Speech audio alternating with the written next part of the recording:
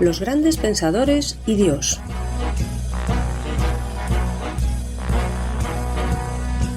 ¿Qué pensaban acerca de Dios las grandes mentes que nos han legado su saber? ¿Su opinión acerca de Dios condicionó su vida?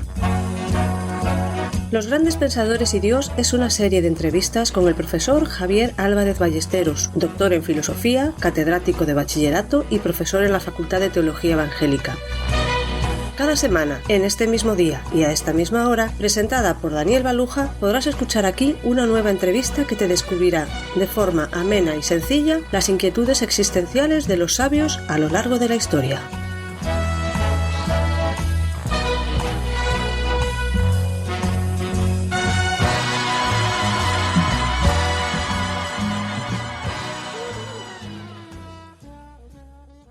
Estamos comenzando una serie sobre grandes pensadores y Dios.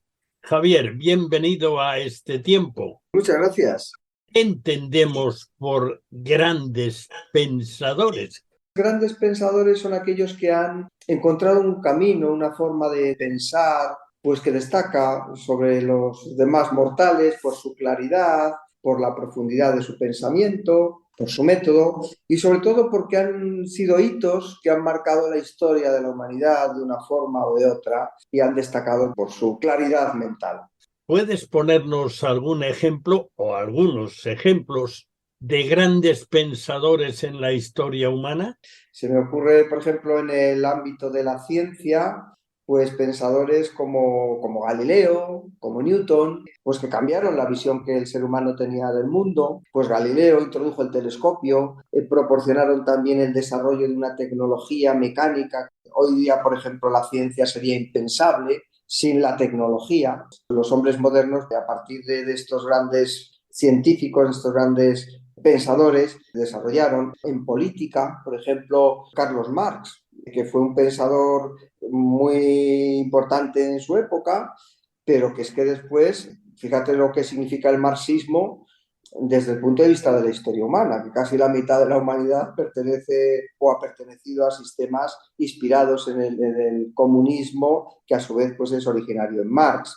En todas las áreas del saber humano ha habido grandes pensadores y esto, por supuesto, ha repercutido luego en la historia y en la sociedad humana. Eso quiere decir que ha habido personas que expresaron lo que pensaban y pensaban con una claridad especial, de tal forma que llamó la atención a otros. Sí, muchas veces sencillamente pusieron sobre la mesa cosas que son lógicas, que todos sabemos, pero que a veces no las sabemos expresar. Yo creo que nos ha pasado a todos en alguna ocasión escuchar a alguien y decir, eso es lo que pienso yo. Sí, eso es lo que piensas tú, pero alguien ha podido sistematizarlo de una forma clara, de una forma nítida. Entonces, a veces, pues estos pensadores han sido capaces de ver algo con claridad, algo que vemos todos de una forma confusa, pues ellos lo vieron con claridad.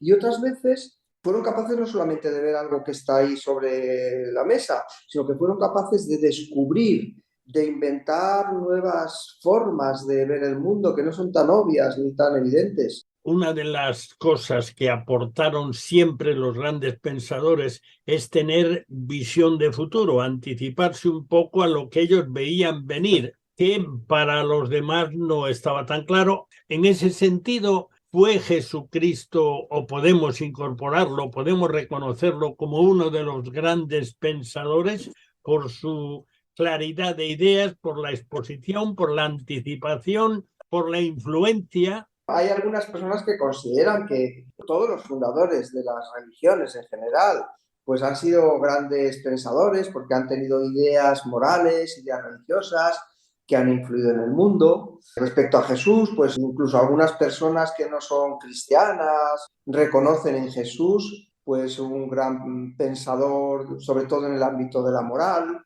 un rabí, un maestro, incluso más que un pensador, además de un pensador, un ejemplo de conducta. Pero yo personalmente, si me preguntas qué es lo que pienso yo, pues Jesús fue algo más que un gran pensador. O sea, para mí Jesús es el logos, es decir, el creador de todas las cosas, por el que todas las cosas fueron hechas, es el Hijo de Dios. Esto le hace ser algo más que un gran pensador, o bastante más que un gran pensador, el Mesías. es decir, el enviado, el ungido de Dios para ser el Salvador del mundo, y es el Señor, es decir, es alguien al que debemos obediencia, gratitud e incluso adoración. O sea que Jesús va más allá de ser un gran pensador, fue muchísimo más que eso. Bueno, esto es importante tenerlo claro, sin duda alguna.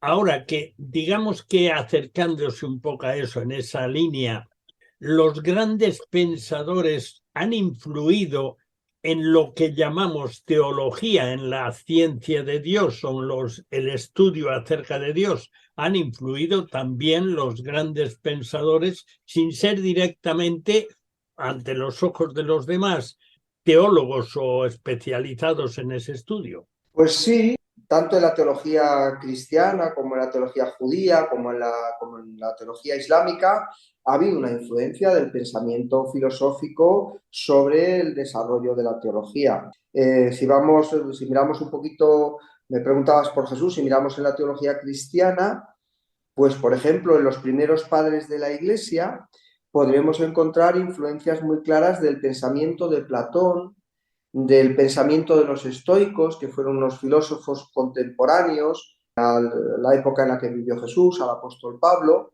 y ahí, claro, cuando los cristianos tuvieron que enfrentarse con la filosofía pagana, con las críticas que les hacían los paganos, tuvieron que defender su fe también utilizando un lenguaje que provenía de ese mundo gentil. Entonces utilizaron conceptos e ideas, sobre todo del pensamiento de Platón. Luego hay autores que fueron filósofo-teólogos. A mí se me ocurre, por ejemplo, Tomás de Aquino, que Tomás de Aquino, desde el campo de la filosofía, hizo una fundamentación de la teología que tendría y tiene una trascendencia importantísima, lo que se llamaba la escolástica, y esta teología filosófica que hubo en la Edad Media se inspiraba mucho en el pensamiento de otro filósofo pagano, que era ni más ni menos que Aristóteles, el estagirita. Pensadores como Guillermo de Ockham influyeron ni más ni menos que en Lutero, en la Reforma Protestante, o sea que hay una trascendencia muy importante. Ockham, por ejemplo, lo que pensaba es en una disputa que había en aquel momento entre el concilio y el papa, o sea, ¿quién tiene más autoridad? ¿El papa o los concilios para determinar la verdad? Entonces Ockham decía, a ver, pues el papa se puede equivocar. Entonces el concilio representa al conjunto de la iglesia. Dice, pero bueno, es que el concilio todavía se puede equivocar. Entonces, ¿cuál es la fuente de autoridad? Pues toda la iglesia, todos los creyentes. Y ves que también todos los creyentes se podían equivocar. ¿Dónde está la fuente autoritativa? Y Ockham al final va a decir que está en las Sagradas Escrituras. Y esto va a tener una importancia fundamental después en Lutero y, en fin, en todo lo que ha venido después en la Reforma Protestante. ¿Tú crees que esa relación, no sé si decir dependencia, pero creo que sí, de los teólogos acerca de los grandes filósofos del pasado tiene que ver con el hecho de que aquellos grandes pensadores buscaron, por los caminos que entendieron, las cosas fundamentales, las cosas básicas de la vida? Y ahí es donde, en esa manera de hacer la búsqueda, se enganchan después los teólogos también. Pues sí, a ver, gran parte de lo que hicieron estos grandes pensadores, sobre todo en el ámbito de la filosofía, fue proporcionar un andamiaje, una especie de herramientas de construcción conceptuales, es decir, aclararon lo que significan algunos conceptos que utilizamos habitualmente, y entonces intentaron definirlos con precisión. Y todo esto, pues claro, luego fue utilizado por los teólogos y para la conformación de la doctrina y de la dogmática de la fe, de la dogmática cristiana. Esto, claro, con sus aspectos positivos y negativos. Aspectos positivos, cuando vamos a definir algo, es importante tener un concepto claro sobre esto. Ahora decimos, a ver, ¿qué dice el diccionario de la Real Academia? ¿O qué significa esta palabra? Y para saber lo que significa una palabra, es mejor acudir a los sabios que a los ignorantes. Eso no cabe duda. Entonces esto fue bueno, como unas herramientas útiles para servir a la fe. Pero también, y esto a mí me gustaría señalarlo, también a veces esa influencia del pensamiento filosófico sobre la teología, pues ha tenido también su parte no tan positiva. Por ejemplo, solamente un caso, la filosofía de Platón, ese andamiaje, por utilizar la misma palabra que hemos usado hasta ahora, conceptual de Platón, fue utilizado por muchos de los padres de la Iglesia. Esto fue positivo en tanto en cuanto les permitió enfrentar y defender la fe contra los ataques que estaban recibiendo del mundo pagano. Pero también se infiltraron algunos conceptos del platonismo dentro de la religión cristiana y ahí se quedaron. Por ejemplo, analizar algo concreto. Platón consideraba que el cuerpo humano, la materia en general, lo corpóreo, era una cosa negativa, era una cosa mala. Y de alguna forma, esta idea de que el cuerpo, de que la sexualidad, de que la materia es mala, empezó a impregnar la teología cristiana. Y claro, si uno lo analiza bien, lo analizas a la luz de las escrituras, pues inmediatamente uno se da cuenta pues que la creación es buena. Vamos, empezando el primer libro de la Biblia, por el libro del Génesis, se ve que Dios crea, y al final de cada día de la creación vio Dios que era bueno, vio Dios que era bueno, y vio Dios que era bueno. O sea que a veces la influencia de esta sabiduría o de la ciencia o de la filosofía o del saber humano, pues puede también tener sus consecuencias no tan positivas para la fe cristiana, porque pueden dar lugar a malentendidos y hacer pasar por bíblico algo que no lo es. Entonces, el pensar organizadamente, el razonar a fondo, ¿es o no es contradictorio con la fe bíblica, la fe cristiana? Me gusta mucho esa pregunta, me parece muy interesante, porque a veces parece que las personas que tenemos fe tenemos que dejar el cerebro en casa, y para nada, esto no es así. Al revés, se nos invita a examinar las cosas, a utilizar nuestro entendimiento. Vamos a ver, quien nos ha dado la razón no es el diablo no es un inventor de la lógica y de la verdad. Al revés, es un engañador, es un mentiroso. Entonces, yo creo que la utilización correcta de la verdad y de la capacidad del hombre para conocerla es algo que no es contrario a la fe, sino más bien lo contrario. El libro de Colosenses, por ejemplo, nos dice que no se engañen con filosofías y con huecas sutilezas. Claro, una cosa son las filosofías, las sutilezas huecas, y otra cosa es el ejercicio del entendimiento, de la razón. Me viene ahora el Salmo 32:9, que dice: no seáis como el caballo o el mulo, sin entendimiento. Es decir, Jesús es la verdad. Entonces no tenemos que temer a conocerla. Uno de los padres de la Iglesia, que llamaba Justino, mártir y filósofo, este hombre decía que si hay algo de verdad en el mundo, venga de donde venga, dice Justino, nos pertenece a nosotros los cristianos. ¿Por qué? Porque nuestro Señor Jesucristo es la verdad. Entonces, no tenemos que temer al uso de la razón, a examinar las cosas y a profundizar en ellas, y obviamente quedarnos con lo bueno.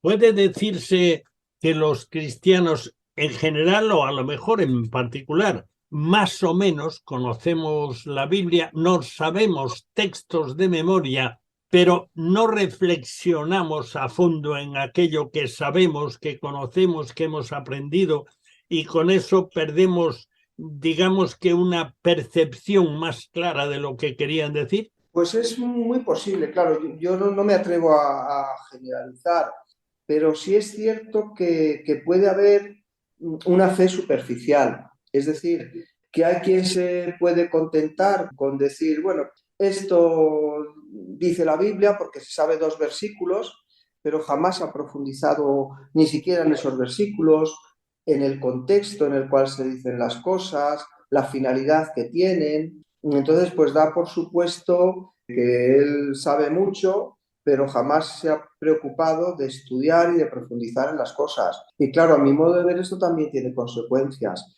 porque un cristianismo que no profundiza en el contenido de su fe, pues si no es profundo, es superficial. Y un conocimiento superficial del mensaje de Dios nos va a llevar a tener un cristianismo superficial también.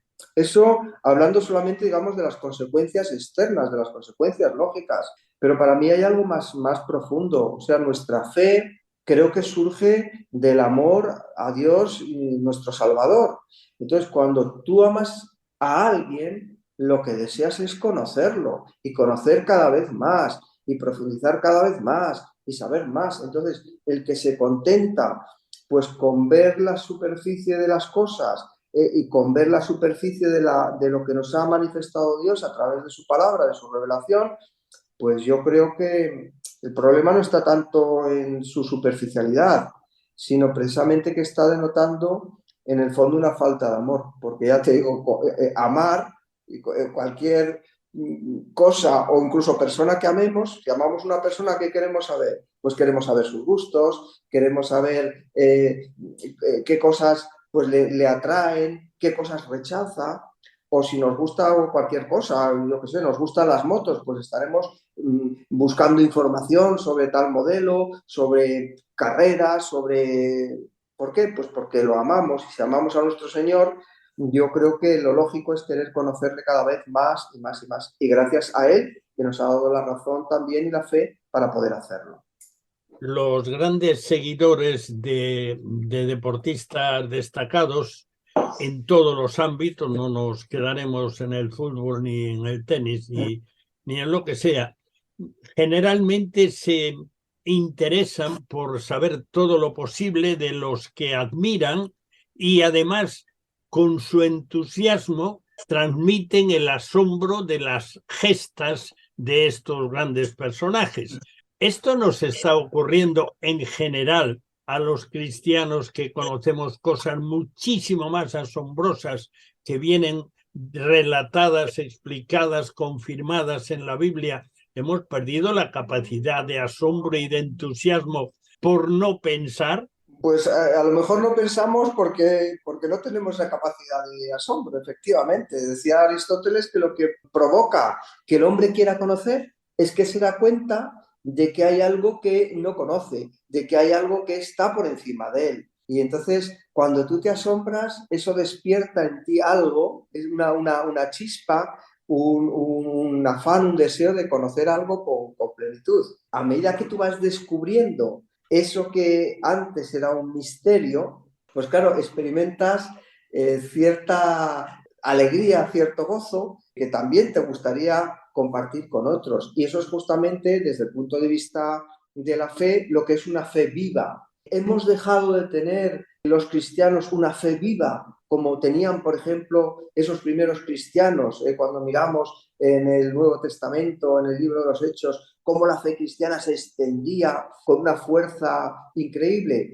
Pues, en fin, no sé si la hemos perdido o no, pero ese mismo Señor, que era el Señor de nuestros padres o de nuestros antecesores, es el mismo Señor hoy, ayer y siempre. Entonces, ¿qué es lo que nos falta? Pues quizá nos falta esa capacidad, como decías, de asombrarnos, que ese asombro produzca el deseo de saber, de conocer más, y conocer no en el sentido teórico, de conocer en el sentido de tener un contacto, una comunión, una aprehensión de las verdades y de aquel del cual provienen las verdades, y que podamos transmitir esto que me gusta mucho, como lo has contado, en el ejemplo de las personas pues, que admiran a un futbolista, que hablan con pasión, con una intensidad muy grande. ¿Por qué?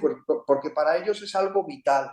Y de verdad, pues claro, ojalá nuestra fe fuera para nosotros algo tan vital, algo tan apasionado, como lo es para muchas personas, pues sus jugadores de fútbol preferidos o sus cantantes preferidos.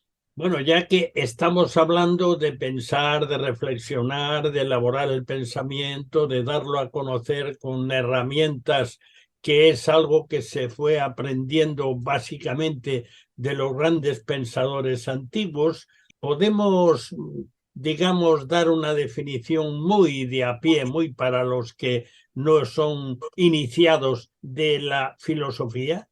Bueno, la filosofía sería el intento racional del hombre por conocer el mundo y sus causas. Sobre todo, las causas últimas de las cosas. Es decir, la filosofía es una forma de saber que intenta responder con la lógica a preguntas que tienen que ver con el porqué de las cosas. Es decir, el saber vulgar, por llamarlo de alguna manera, el saber del vulgo, no es una palabra despectiva, el saber común normalmente se contenta con saber que las cosas son, que las cosas están ahí y ya está, y que funcionan de una determinada manera. El saber filosófico, que a su vez, digamos, es la fuente, la raíz del saber, de otros saberes, como es el saber científico, pregunta, bueno, ¿las cosas están ahí? Sí, pero ¿por qué las cosas son como son? Entonces, esa indagación, esa investigación que busca la causa última, el porqué de las cosas, eso es lo que inspira a la filosofía. Entonces, alguien dijo, y esto me parece importante recalcarlo, que una filosofía buena no es tanto la que establece una verdad definitiva, la que dice, bueno, y las cosas son así por esto, sino la filosofía es más bien una actitud, es decir, es una forma de enfrentar la vida que tiene que ver no tanto con las respuestas que al final demos, que igual nos quedan muy lejos de lo que podemos llegar según nuestra capacidad, como por la actitud de interrogarnos por las cosas, de tener esa disposición, lo que comentábamos en la pregunta anterior, de admirarnos ante la realidad y querer preguntar y querer buscar y querer saber el porqué de las cosas. En ese larguísimo periodo, que en realidad no se puede definir así muy ligeramente porque fueron 1000 años, en ese largo periodo de la Edad Media, da la impresión que filosofía y teología, es decir, esa ciencia del saber y la ciencia aplicada acerca de Dios, parece que tuvieron una gran relación y que después hubo una especialización y la teología se alejó de la filosofía, ¿o no? ¿Hay todavía mucha relación entre ambas? Bueno, es interesante lo que planteas. Como tendremos algún capítulo por ahí para hablar de la Edad Media y de todas estas cosas, pues lo podremos explicar con más detalle. Pero es cierto que lo que ocurre en el mundo moderno, cuando se pasa, digamos, de la Edad Media al Renacimiento y a todo lo que va a ser después la modernidad, se produjo una especie de ruptura o atomización de los saberes. Es decir, el ideal del saber medieval era un saber unitario, pero a partir del Renacimiento es como que los saberes, las distintas formas de conocimiento humano, se van especializando y por lo tanto se van separando. La filosofía, efectivamente, de la teología, pero también la filosofía y la ciencia se van a separar, la política y la ética, todo esto se van a separar. Y entonces, claro, en el Renacimiento encontramos todavía grandes personajes como un Leonardo da Vinci, que sabía de todo, que era un artista, pero que sabía anatomía, que sabía matemáticas, que sabía de todo. Es el ideal del saber universal. Pero esto, que eran los coletazos últimos de la Edad Media, va a desaparecer.